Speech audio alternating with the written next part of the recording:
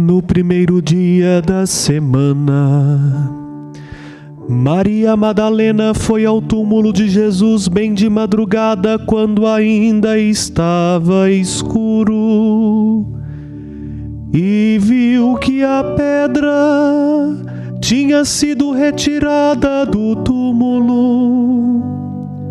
Então ela saiu correndo e foi encontrar Simão Pedro e o outro discípulo, aquele que Jesus amava, e lhes disse: tiraram o Senhor do túmulo e não sabemos onde o puseram. Saíram então Pedro e o outro discípulo e foram ao túmulo. Os dois corriam juntos, mas o outro discípulo correu mais depressa do que Pedro e chegou primeiro ao túmulo. Olhando para dentro, viu as faixas de linho no chão, mas não entrou. Chegou também Simão Pedro, que vinha correndo atrás, e entrou no túmulo. Viu as faixas de linho deitadas no chão e o pano que tinha estado sobre a cabeça de Jesus, não posto com as faixas, mas enrolado num lugar à parte. Então entrou também o outro discípulo, aquele que tinha chegado primeiro ao túmulo. Ele viu e acreditou. Ele viu e acreditou. De fato, eles não tinham compreendido a Escritura, segundo a qual ele devia ressuscitar dos mortos. Palavra da salvação. Glória a vós, Senhor.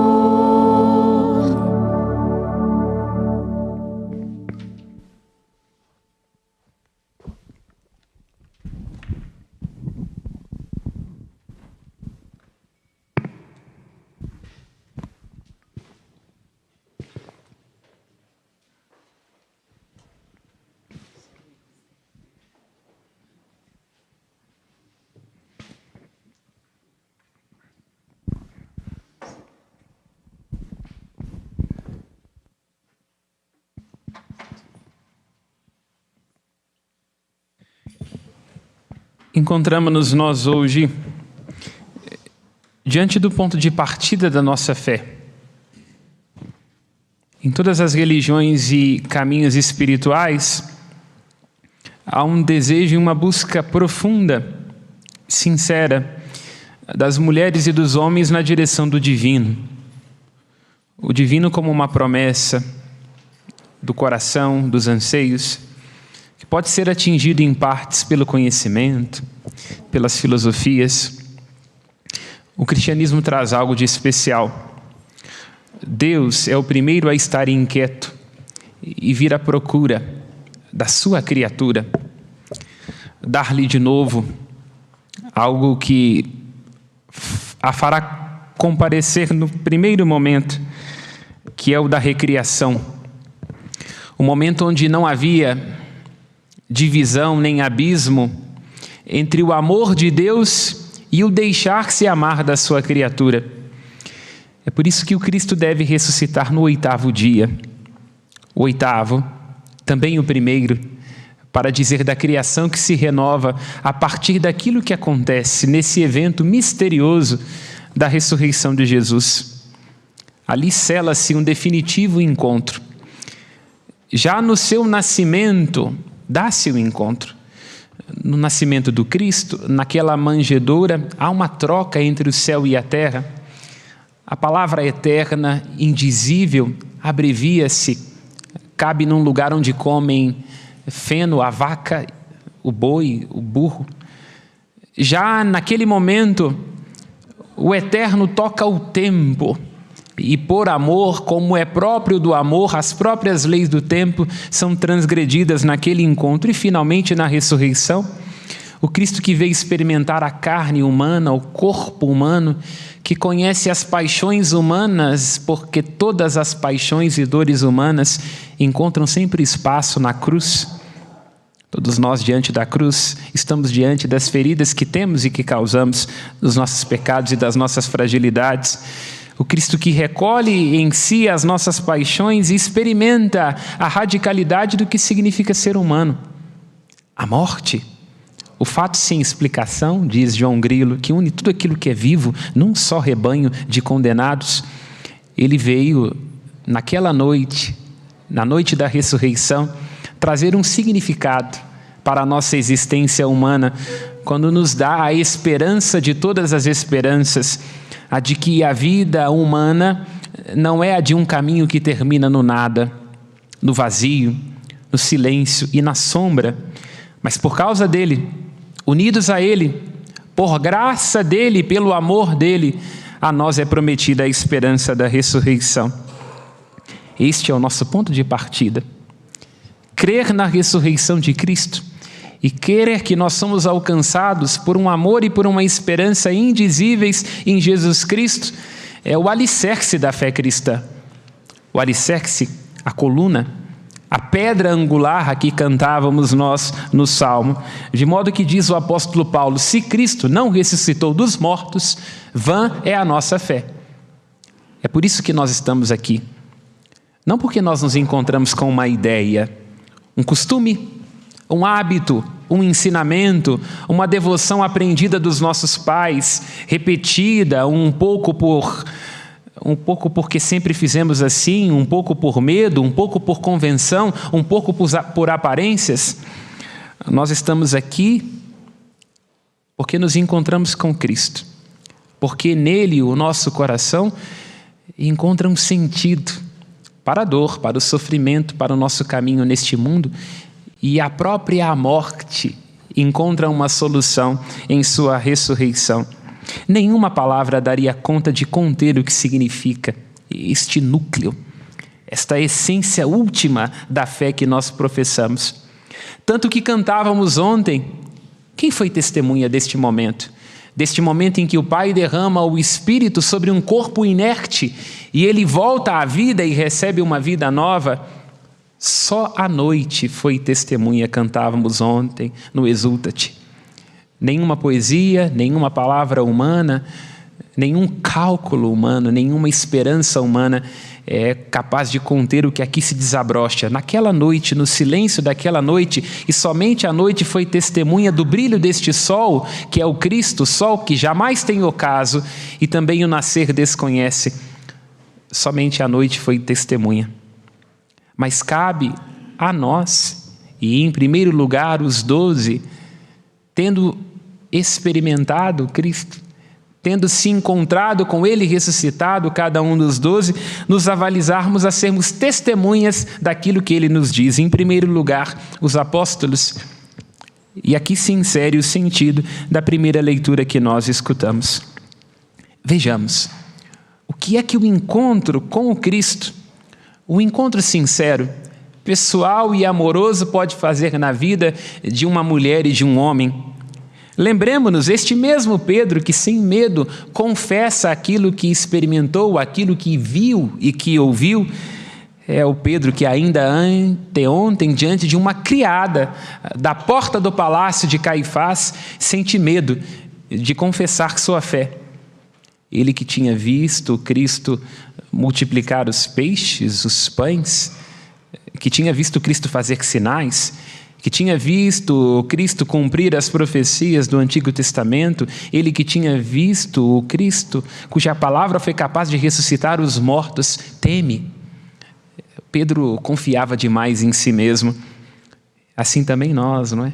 Quando confiamos demais em nós, nas nossas certezas, nas próprias razões e nos nossos próprios sentimentos, estamos a um passo do tropeço.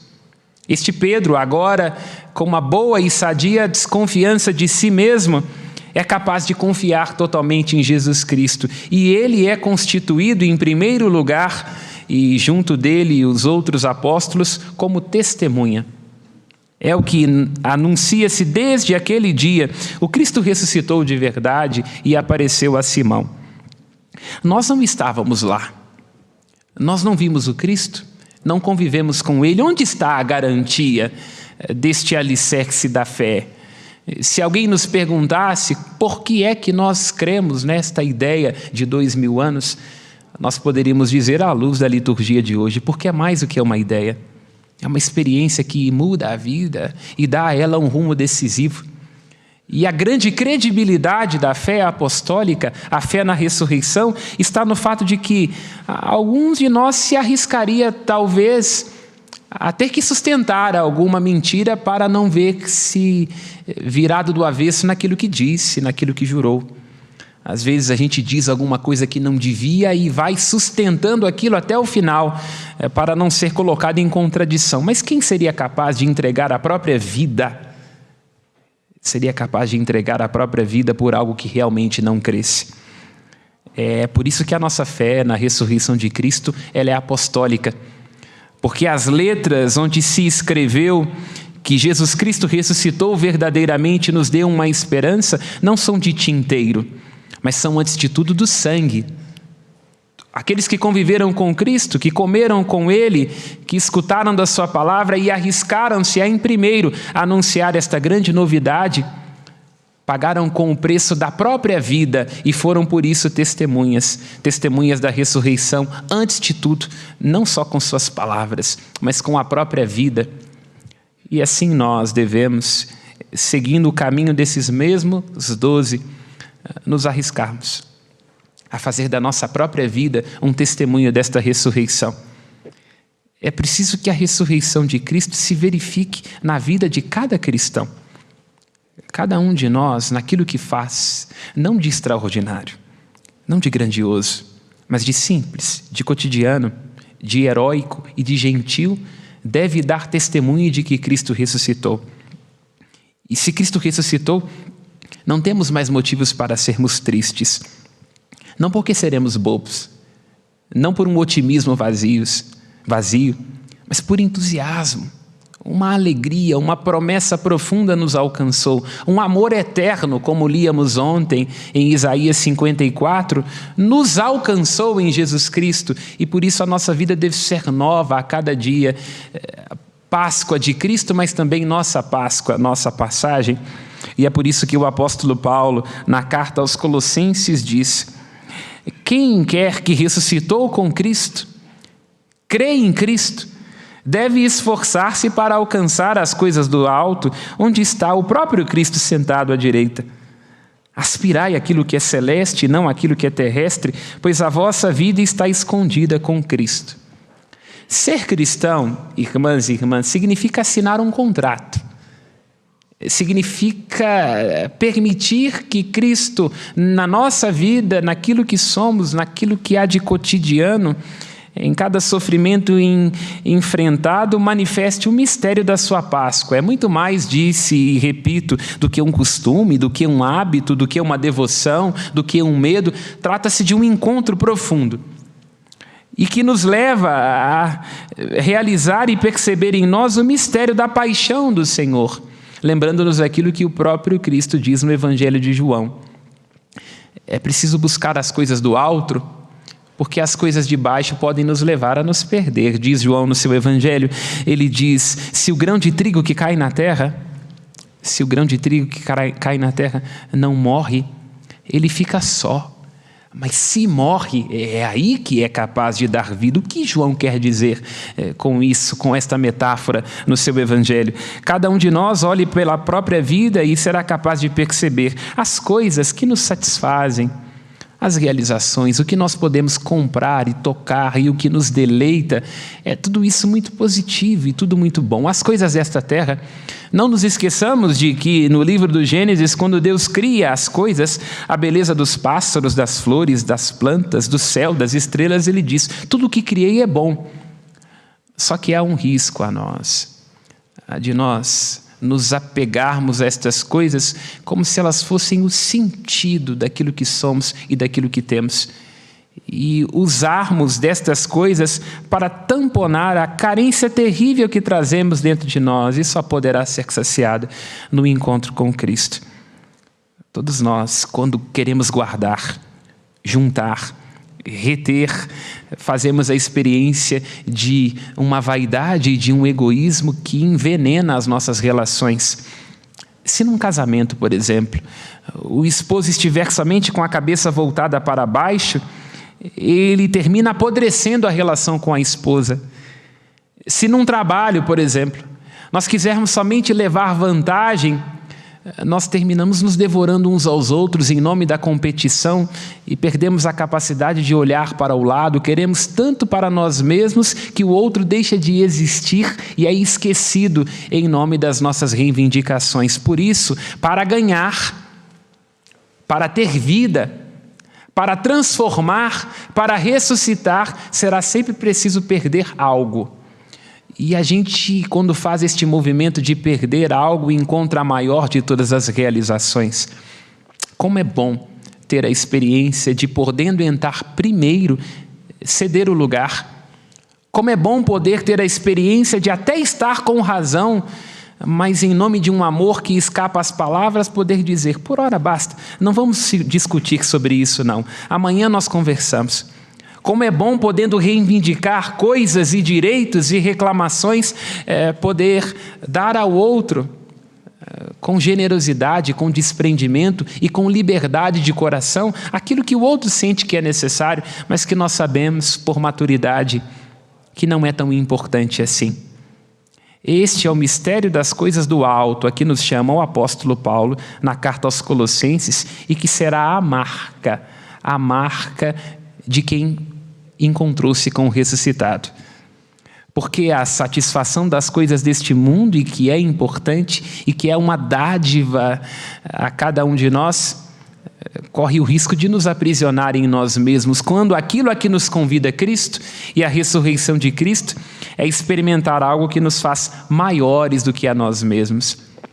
É por isso que vai dizer o mesmo apóstolo Paulo, diante do fato de ter sido encontrado por Cristo, eu considero tudo lixo diante do fato de conhecer a Cristo, e de ser encontrado unido a Ele, e este é o mistério profundo da vida de nós cristãos.